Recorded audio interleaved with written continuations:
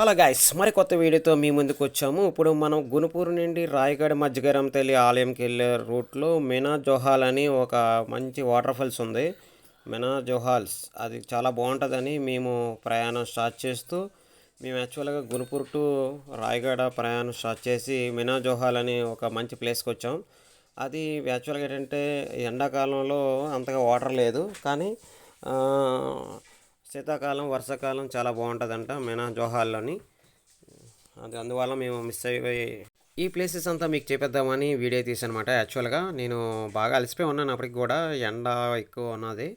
కానీ sir madams అందరూ వెళ్తున్నారని వాళ్ళు వెళ్ళిపోయారు. నేను వెనకతల ఫాలో అయ్యి కార్ పార్క్ చేసుకొని వ్యూ అంతా మీకు చూపిద్దామని నేను వీడియో తీశాను ఫ్రెండ్స్. కానీ ఈ వీడియో ఏంటి పొలాలు, ఇదేంటి బండరాయిలు, ఇదేంటి ఇసుక, ఇలాంటివి చూపిస్తున్నారు ఏంటి అనుకోవచ్చు.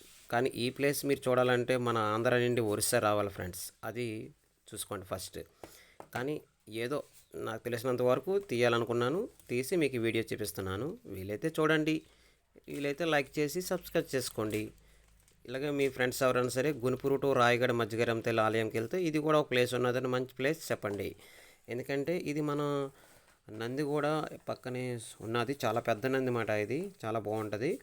ఇక్కడ లోన వాటర్లో కూడా శివాలయం ఉంటుందంట. అది మేము రిస్క్ చేయలేదు, ఎందుకంటే మేము ఆంధ్ర నుండి 3 days ఆల్రెడీ గునుపూరులో ఉన్నాము. ఆ తర్వాత గునుపూరు నుండి ఇంటికి వెళ్ళే రిటర్న్లో ఒక్కసారి రాయగఢ మధ్యగరం తల్లి ఆలయంకి వెళ్దామని ఆన్ ద వే పెట్టుకొని ఇది మేము చూడడం జరిగింది.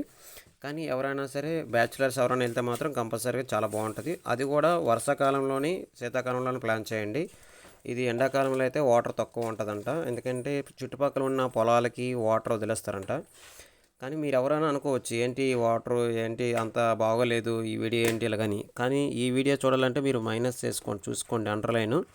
మనం ఈ ప్లేస్ చూడాలంటే మన ఆంధ్రాలో అయితే ఆంధ్ర నుండి ఒరిస్సా వెళ్ళాలి, చాలా ఎక్కువ అమౌంట్ కూడా అవుతుంది. కానీ మీకు ఒక ఐడియా ఉంటుందని వీడియో తీసానమాట. యాక్చువల్గా అది మెయిన్ అంతే తప్ప ఇంక వేరే ఉద్దేశం కాదు.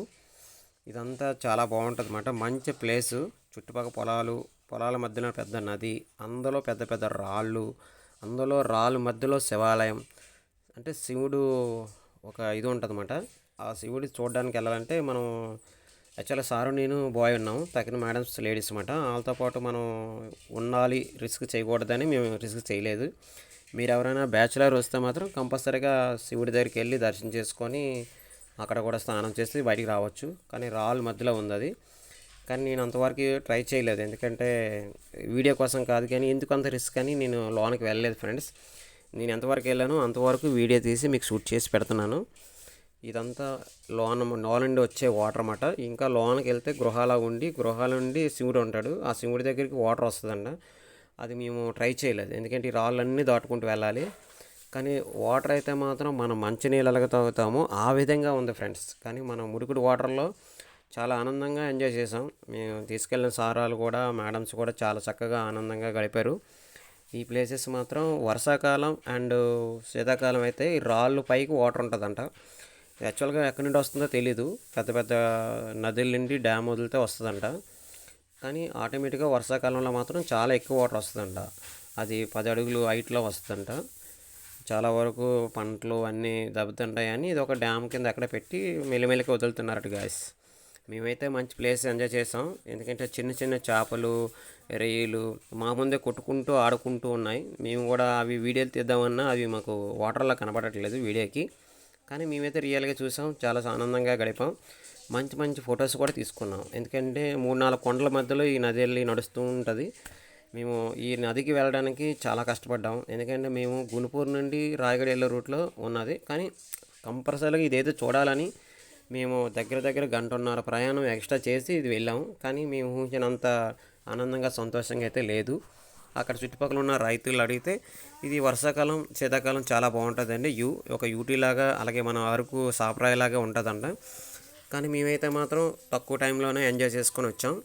మీకు ఎవరికైనా నచ్చుంటే మన గునుపూరు నుండి ఒరిస్సా వెళ్ళే ఎవరైనా రాయగఢ మధ్యగరం తల్లి ఆలయంకి వెళ్ళాలి ఎవరైనా సరే ఆటోమేటిక్గా ఒరిస్సా వాళ్ళకి అందరికీ తెలుస్తుంది. కానీ మన ఆంధ్ర వాళ్ళకి ఎవరికైనా చూడాలనుకుంటే ఒకసారి ట్రై చేయొచ్చు. వీలైతే మీరు కంపల్సరీగా వెళ్ళండి, మంచి పాయింట్ మాత్రం ఇది. కానీ రాయిల్ వాటర్ కానీ ఉంటే రాయిల మీద నుండి గెంతి స్నానం చేస్తే చాలా బాగుంటుందంట. వీలైతే ఫ్రెండ్స్ మీరు కూడా ఈ ఛానల్ సబ్స్క్రైబ్ చేసుకొని లైక్ చేసి అలాగే సపోర్ట్ చేయండి. ఇప్పుడు మేము కార్ దగ్గరికి వెళ్ళిపోతున్నాం. కారు మీకు ఎదురుగా కనబడుతుంది కదా, చాలా దూరంలో పార్క్ చేసాం. ఎందుకంటే ఇది చిన్న చిన్న విలేజ్ వెళ్ళి వచ్చాము ఒక రూటు. మనం ఇప్పుడు ఇక్కడ నుండి స్టార్ట్ అయ్యి ఈ ఊరు దాటిన తర్వాత ఇంకొక రూట్ కూడా ఉంది.